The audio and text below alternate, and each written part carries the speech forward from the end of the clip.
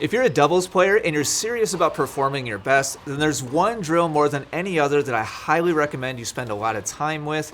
I'm going to show you some footage today of me doing this training with a practice partner on the other side. And there's 7 different main benefits you're going to get from spending time with this drill. If you're currently doing it just once in a while, then just simply spending more time with it I think is super beneficial. All we're doing here is exchanging volleys and half volleys from a little bit behind the service line. The distance here is critical. We're starting right on top of the line or a little bit behind the line, and then our goal is to maintain the longest cooperative but also high intensity rally that we possibly can. So we're not trying to give each other easy shots, but we're also not trying to win the rally and finish the exchange back and forth. And I think finding that balance is super, super important in your training. Benefit number 1 is you have to practice cycling your feet in your preparation. Spend a little bit of time here and just watch one of us or the other. Don't watch the ball go back and forth. And you're going to see how we go through a cycle of, when we have time, turning and stepping or crossing and moving out of the way, and then immediately after finishing the volley, returning back to a split step, which takes us back to a ready position. You're not going to see either of us just standing there and being static. We're resetting our feet, lifting our toes, going back to a 2x shoulder width position after every single volley, which is critical for your success in doubles. Let me get to the next exchange here.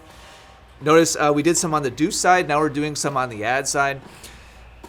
The cycle of time is very short between hitting a volley and then resetting and getting ready for the next volley. And in my experience working with everyday tennis players, a lot of times they'll make that first step and hit a good volley, but they skip the split step.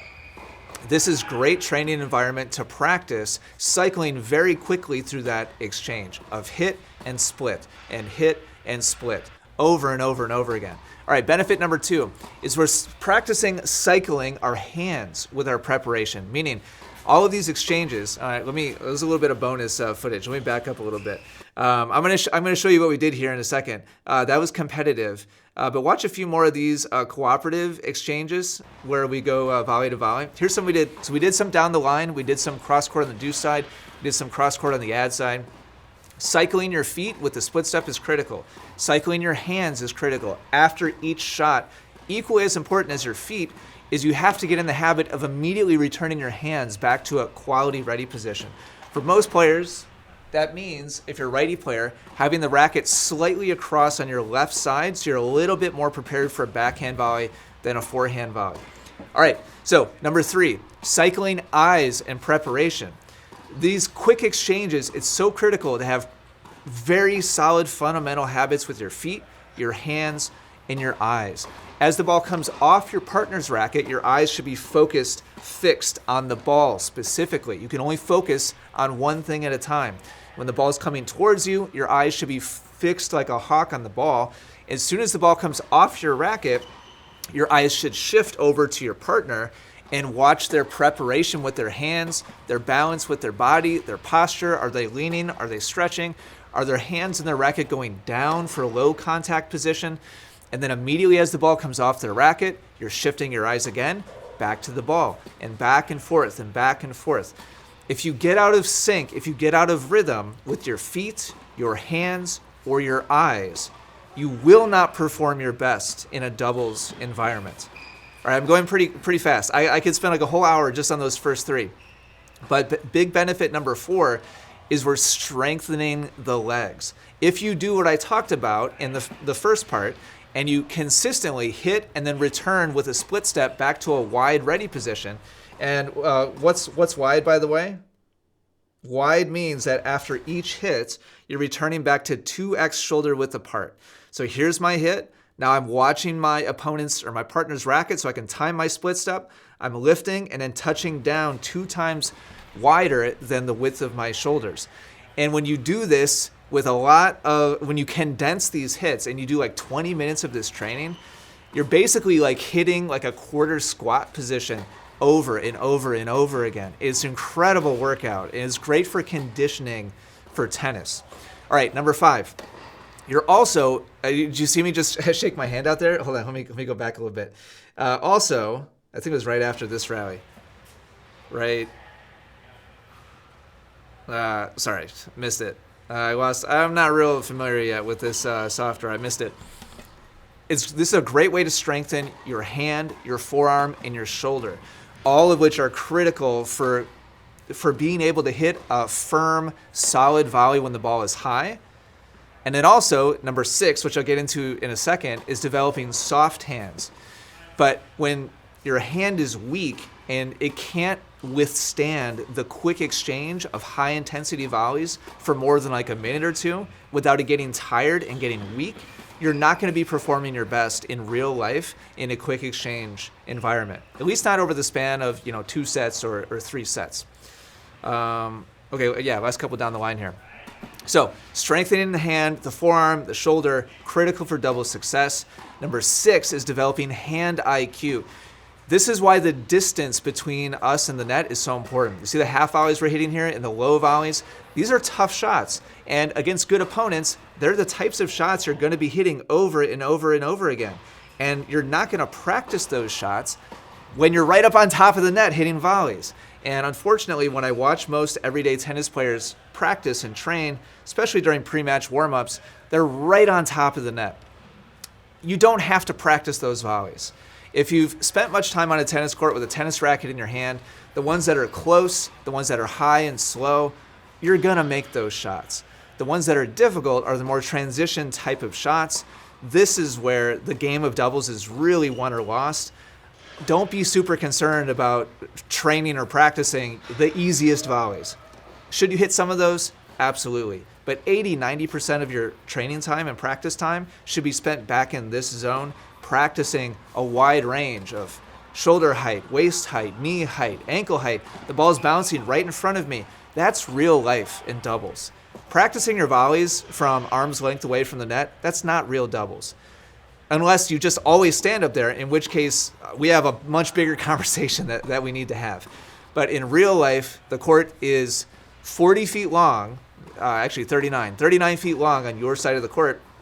That's 39 feet of space where the ball may bounce in front of you, and you have to practice these shots.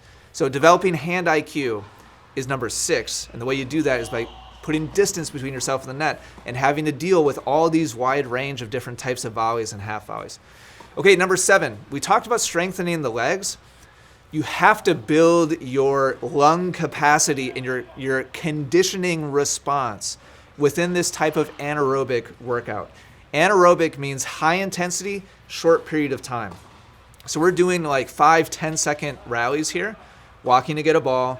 We're resetting a little bit, getting ready for the next rally, feeding the next one in, and then we're peak intensity for 5-10 seconds until one of us misses, and then a 2 or 3 second, maybe a 5 second break again. Not only is this great for strengthening your legs for tennis specifically, I'm making a lot of the mistakes here, unfortunately, but it's also great for strengthening your lungs and your heart so that it's used to having very peak intensity and then resetting and recovering and getting ready for the next rally, the next exchange again. So, all right, I told you I'd give you a little sneak peek here. So this is all cooperative. If you want to take it to the next level, this is my favorite doubles competitive drill. Now we're going to play straight ahead first. I think we did cross court as well. Now we're starting back on the blue line. So the middle of no man's land, we're feeding the first ball into the other person and then playing it out. The doubles alley is in. And so we're taking all these skills, the intensity, the leg strength, the hand IQ. It's critically important that we have good touch and feel here so that when the ball is low, we can find the right distance and challenge our opponent on the next shot. And we're just playing this up to 10. Wow, that's frustrating miss. And so this combines all of those different skill developments that we did in the cooperative exchange, but now we're practicing in more of a competitive scenario. Make sure that you switch up who starts the points, because typically the person who gets the first ball, whoever receives the feed tends to have the advantage. So rotate at least a little bit, or ideally you should probably alternate like every point or every 2 points. And notice we're starting on the blue line, the quick start line. So roughly halfway between the service line and the baseline. So again, we're practicing our whole wide range of different shots. We're also practicing athletic and intense closing.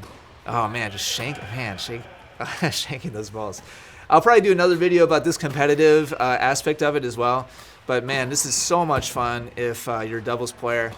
And unfortunately, honestly, most players avoid these types of shots like the plague, anything behind the service line. They kind of more or less have the opinion or the outlook that it's like wrong to hit the ball from there, which is absolutely false. If anything, the best doubles players are spending a lot of time in this zone, and it's for all these reasons, and frankly, many more than I just had time to list today. But those are 7 really good ones. So hopefully this motivates you to get out there, do some of this practice and training if you're a doubles player. I'll have more of this soon because I'm getting out there on a regular basis now and training. Yeah, here's us doing it from no man's land now. All the way back in the blue line, so a lot of distance between us and the net. We're practicing our closing game, our transition game, our low shots, our high shots, training our bodies, training our lungs, training our hands. This is such good training. Yeah, you need to be doing this on a regular basis if you're a doubles player. All right, thanks for watching. Hopefully something here was helpful, insightful. Appreciate your support. I'll talk to you again soon.